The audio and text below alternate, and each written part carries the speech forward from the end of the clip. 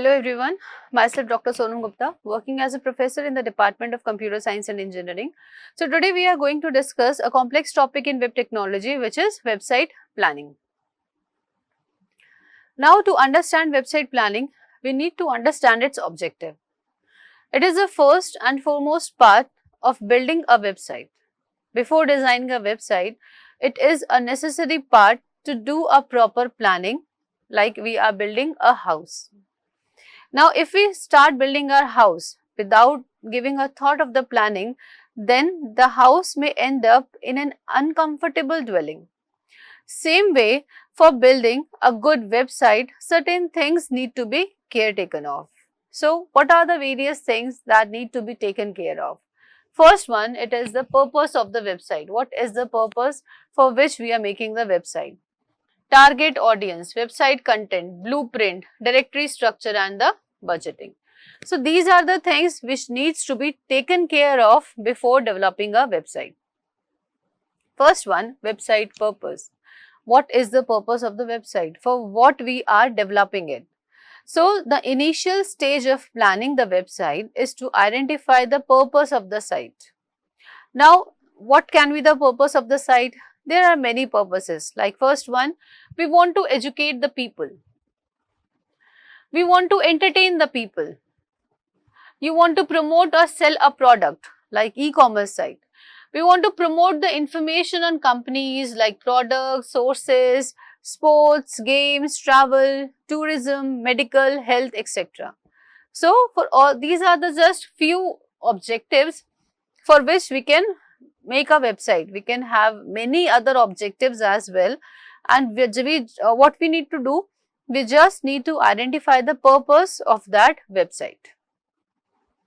Next one, the target audience. Who are the target audience that are going to use it? Now, we need to know their knowledge, their background, their interest, age, geographic locations, etc. Based on that only, we can know that this website will be for how many users.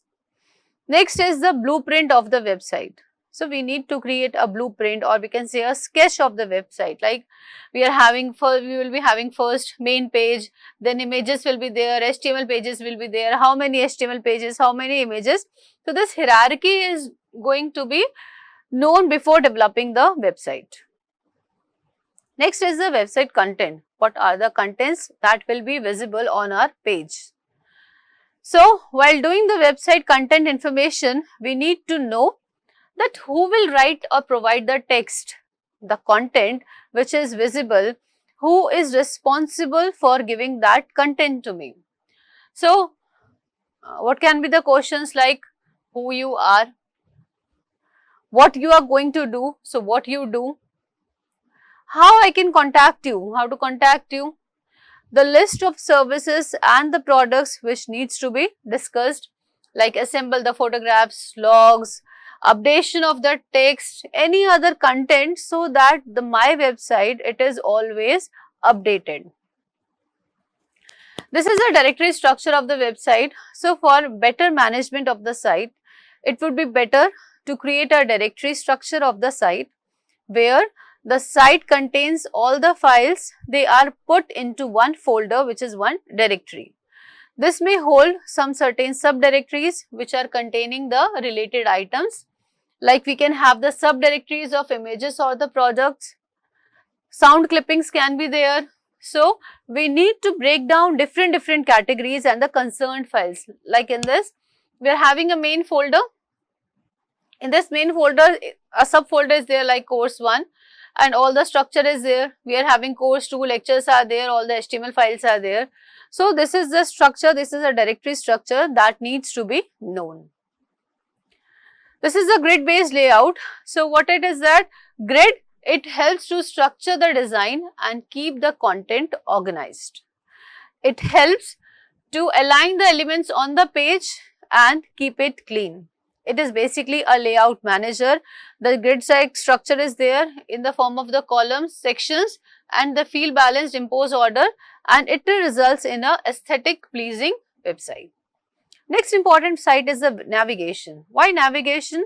Because navigation is the way finding the system used on the websites when the visitors interact and they find out looking for it. So, we need to keep the navigation simple, intuitive and consistent on every page. So, this is the basic key for the navigation.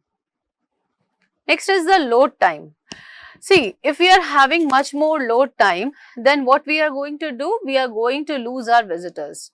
So, waiting for a website to load, it will lose its visitors. Nearly half of the web visitors, they expect a site to load in 2 seconds or less than that. And they will potentially leave a site if it is taking much longer time, or we can say it is taking about 3 minutes or so. So, optimizing image sizes, this will help load our website faster. Next is mobile friendly, because today is the trend of the mobile. Every website needs to be accessed on my mobile phone as well. So, since more and more number of people are using the mobile phones and the other devices to browse the web, it is important to consider building our website with a responsive layout where our website, they can adjust to the different screens. Next is domain and hosting. So, objective, it is to understand the domain and hosting. Domain names and web hosting, they are two different services. However, they work together to make the websites possible. Basically, a domain name system, it is a massive address book that is constantly being updated. Now, behind each domain name, there is an address of the web hosting services which store the website files.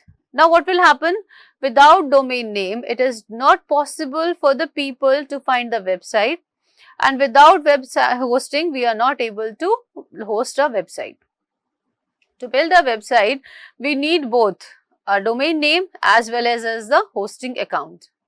Now, generally for 1 year, we buy a domain name and it only gives you right to use that particular domain name for that particular period. So, here we can place all the website files, and after that we host it, we can go for rest of the settings. Now, objective, like suppose we are having a domain name google.com. So, this domain, it is a component of a URL. What is URL? It is Uniform Resource Locator, and it is used to access the websites. Like what is the protocol? Protocol is HTTP, that is Hypertext Transfer Protocol. Here top level domain, it is .com, that is commercial. We are having for organizations, we can have .org. If we are talking about India, that is .in. And the second level domain, it is Google. So, it is also there to understand the domain name. Like top level domain, like here it is .com. We are having various domain names as well, like .com for commercial, .edu educational, .gov for government, .int for international, MIL for military, .net for network, and .org, it is for the non-profit organizations. Now, what we need to consider while picking the domain name, 4 basic things are there, like keywords. Second one, branding. Third one, length, how much longer it is the name, length, hyphens. So, this is also required. Next is the domain name extensions, which needs to be understood. So, next is the web hosting. After we know the domain name, we need to host that particular website. To understand the web hosting, so what is web hosting? It is the place where all the files of our website lives. It is like more or less like a home of the website where all the products, all the pages will live. Like if the domain name, it was the address of the house, then web hosting, it is the actual house that the address points to. And all the sites on the internet, they need this hosting. When someone enters your domain name into the browser, then that particular domain name, it is translated into the IP address of that particular hosting site. And then this computer, it lets your website files and it sends those files back to the user's browser. Now, web hosting companies, they specializes in storing and serving the websites. and they offer different types of hosting plans for their customers. So, we are having a domain name registrar. So, what is that? It is a business that handles the reservation of the domain name as well as the assignment of the IP addresses for those particular domain names. What are domain names? They are the alphanumeric aliases which are used to access the websites. For example, like Google domain name is there, google.com, and IP address is suppose 192.168.1.1. Now, domain name, it makes it easier to access the sites without having to memorize it, because it is not possible to memorize the particular number. What we can do, we can easily memorize that particular name. So, we just write the domain name and that is converted into the IP address. So, we write over here example.com, it goes to the DNS server will identify, okay, example.com, this is the IP address, and there it will send the response back to the client side. This is the working of the domain name registrar and registry. A person registrant is there, it is an individual or group who registers a domain name. Then registrars are there, they are accredited by registry and ICANN to take orders from the registrant. After that, it goes to the registry operators.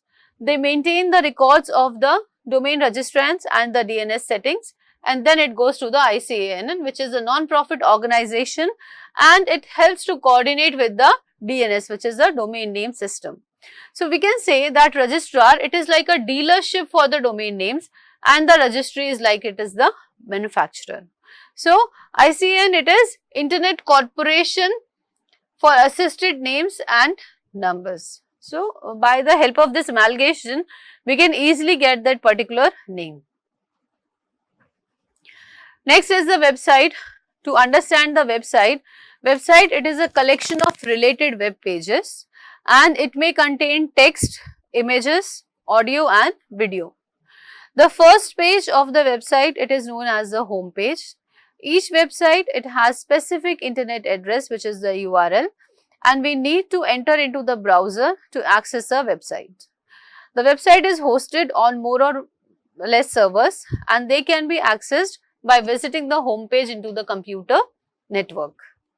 A website, it is managed by its owner, and that can be an individual, a company or any of the organization. So, there are two types of website. First one, it is static, and second one is dynamic. Static website, it is the basic type of website which is easy to create, and we need to know the knowledge of the web programming for it, and the database designing is required to create that particular static web page, and its web pages, they are coded into the HTML form. What is the advantage? That codes are fixed for it. Codes are fixed, so information contained in the page, it does not change, and more or less it looks like a printed page. I am having a predefined content, predefined page, and all the data will be running over it. Next is the dynamic website. To understand the dynamic website, it is a collection of the dynamic web pages whose content changes dynamically. To access the content from the database or from the content management system, so we need to alter and update the data from the content, that is from the database, we need to update it, and then the content of the website, it is also altered and updated. If the database is updated, then we need to update that particular content. Dynamic websites, they use the client side scripting, or we can say the server side scripting, or they can use both also to generate the dynamic content. What is the advantage of having this dynamic concept? The advantage of having this dynamic concept is that my website is updated time to time. Unlike the static web page, which looks like a printed page which already exists, dynamic website is more interactive.